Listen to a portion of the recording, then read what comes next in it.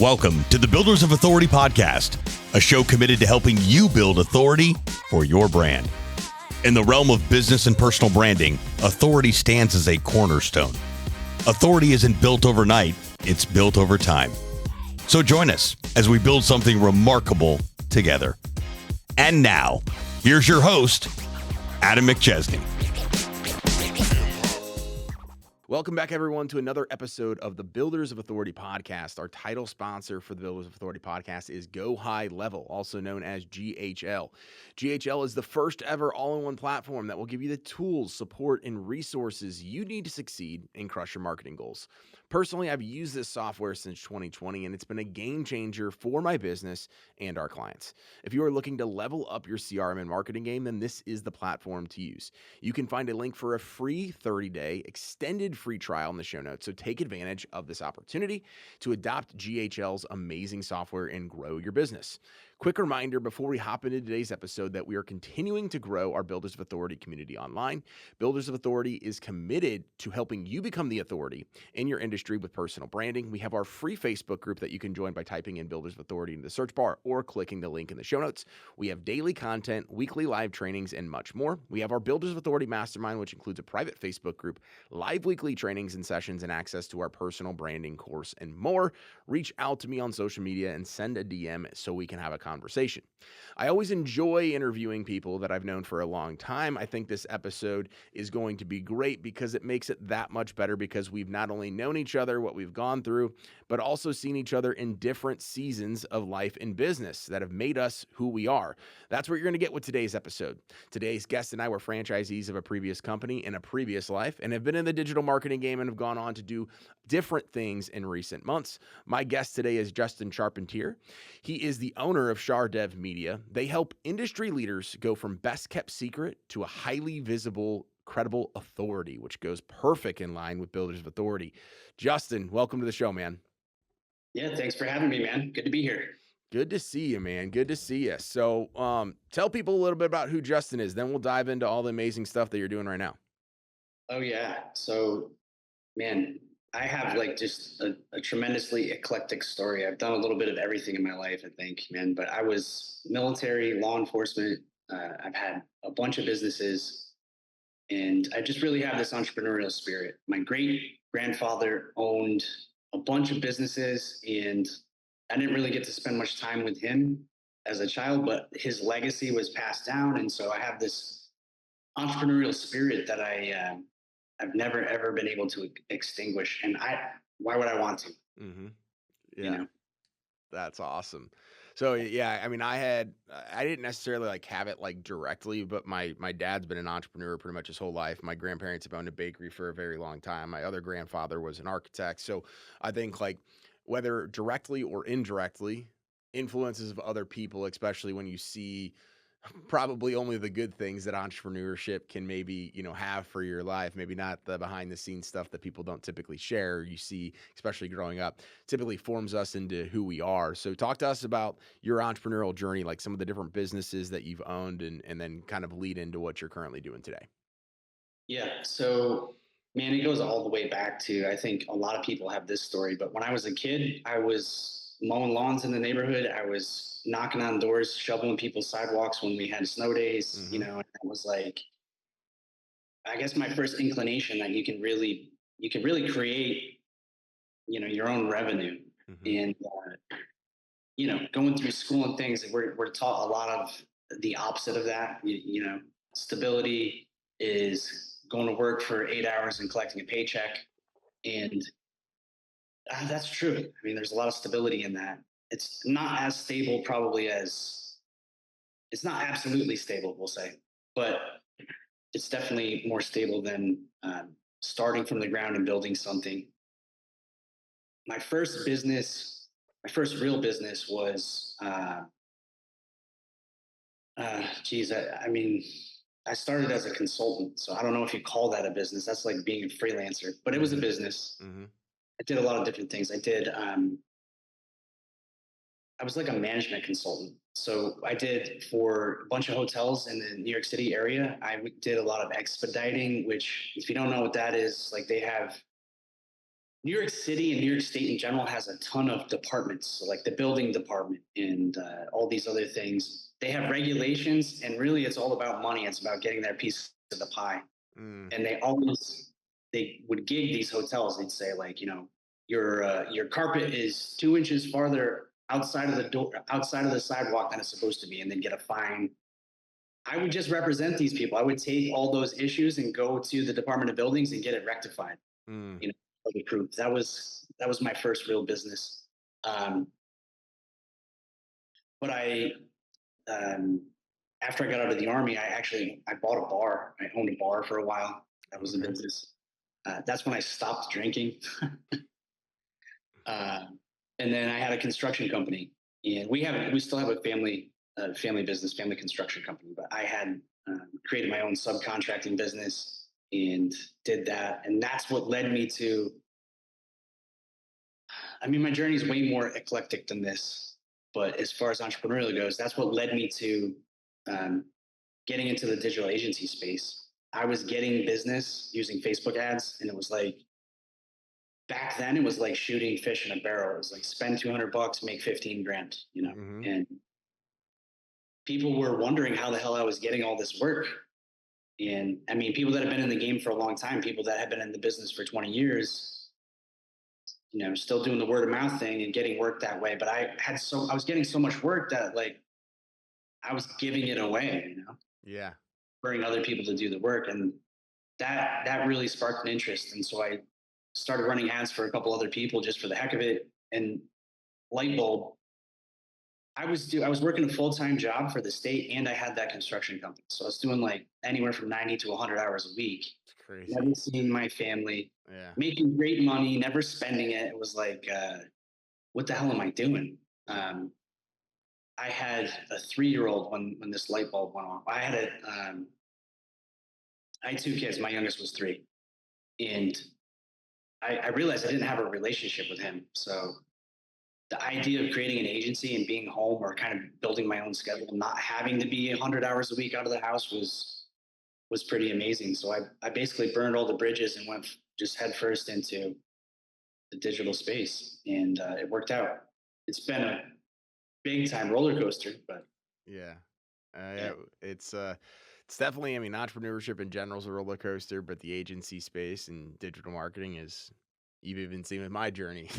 It's always something that comes up that you don't necessarily expect. And so at what point, because I kind of remember kind of when the PR and what you're currently doing kind of came into play, but talk to us a little bit about like how that came into the picture and then what you've been doing now with that full time.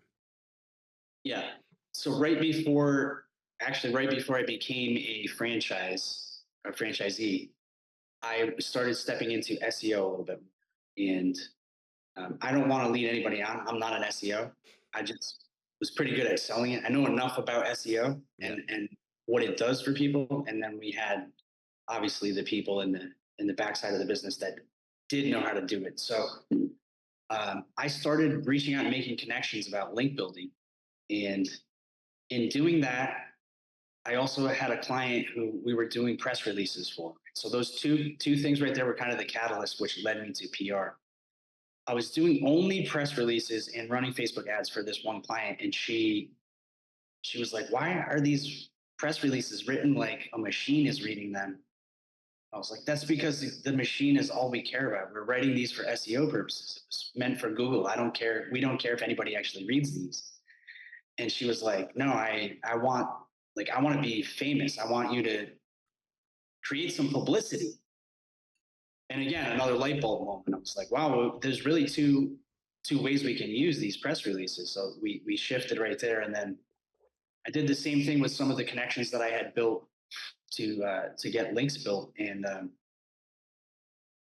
honestly, I happened to be in the right place at the right time. And I met somebody that already had a big list. And it was a moment in his career where he was kind of fed up with the PR industry. Mm-hmm.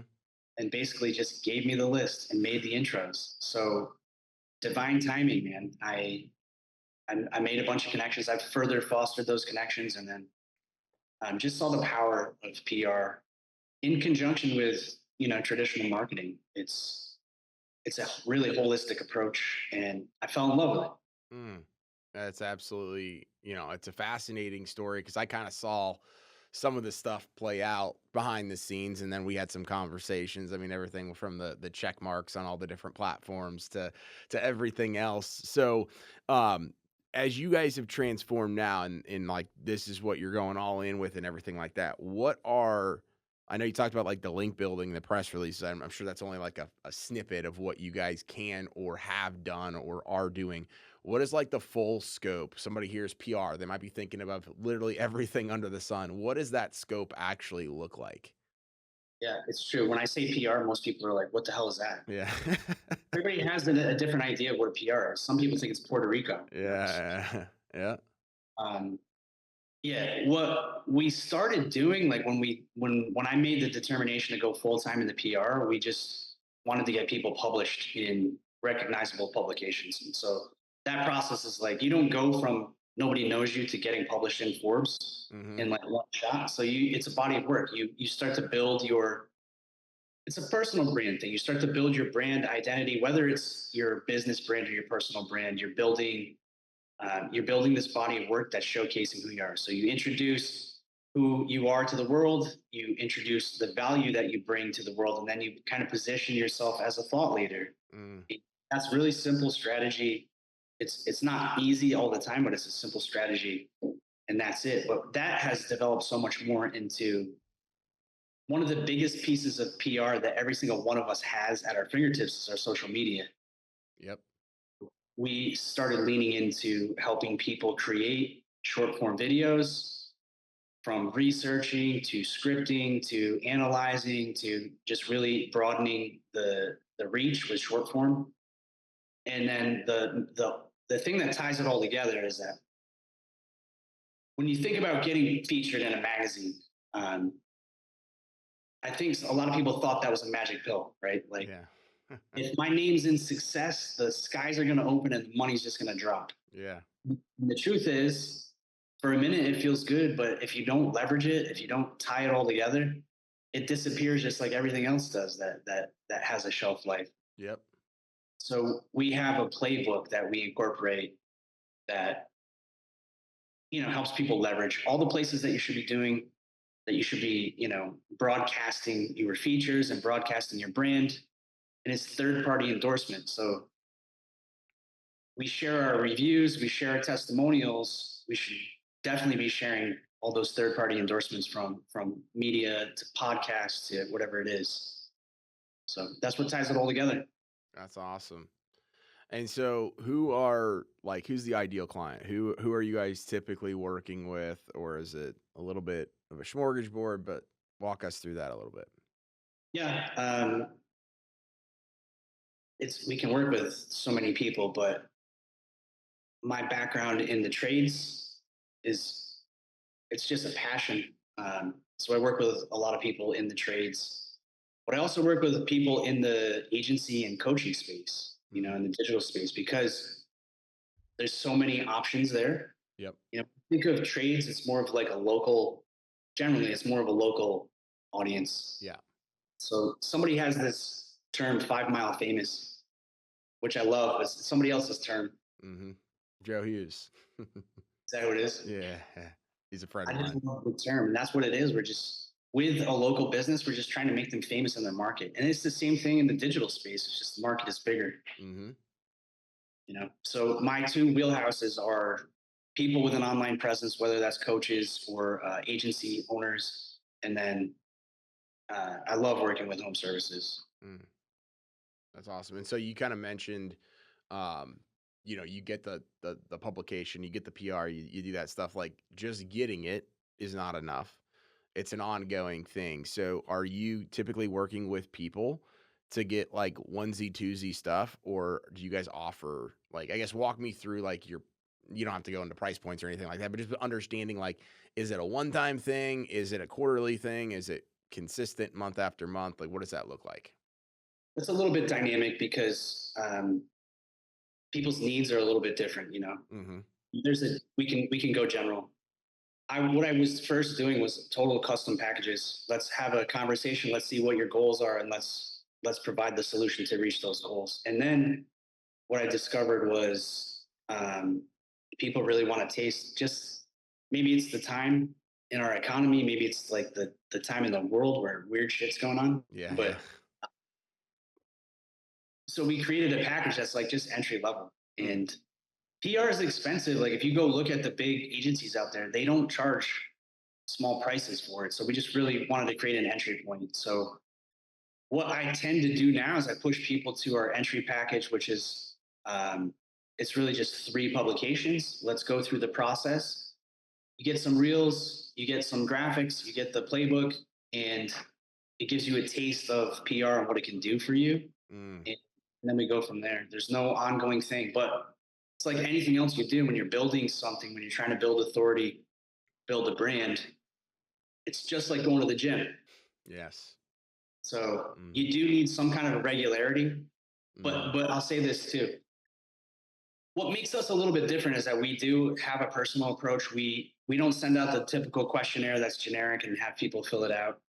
We jump on an interview and we get the authentic story, and we try to position it in an evergreen way so that you can just continually leverage it. But eventually, you want to continue with the PR process. You want to get new publications. You want to reach, ideally, you want to reach bigger publications with broader reach so you can bring new people into your funnel, Well, I like what you said there. And I think like 2 key takeaways for the audience listening that I took away is, one is like most people associate PR with large ticket entry level stuff. Like you're not getting in the door unless you're paying X. Not only do you guys not have that, but you don't have a package where it's like, hey, no, but you got to commit to doing it for X period of time. You're giving them a little bit of a taste, a test run, if you will, so that way they can see what some of the benefits can and will be from doing it. And I love it. It's kind of like the audits that I used to do all the time for digital marketing or like foundational SEO stuff. It's like you give them enough of a win and you make the barrier to entry to where it's like enough where they're going to like understand the value of it from a price standpoint. But if they really, really want to take it to the next level, it's like, no, hey, we got to continue doing this, like going to the gym and doing all the other stuff. What are some of like the biggest misconceptions people might have about, I mean, I'm sure there's hundreds, but like, what are some of the rebuttals or the questions you're commonly getting or statements about PR? Well, the conception of PR is that you have to already be prominent. You have to already be, 5 Mile famous before you can get the PR. But Yep. that is total BS. Nobody's going to call you an authority. Like you have to deem yourself the authority, and it goes to mindset. It's the be, do, have thing. You have to step into that role. Yep. So the biggest question I get is, am I ready for PR? Is this really the right time? Yep. And so the truth is PR, whether you're doing it or not, you have PR. It's your public image. Yeah.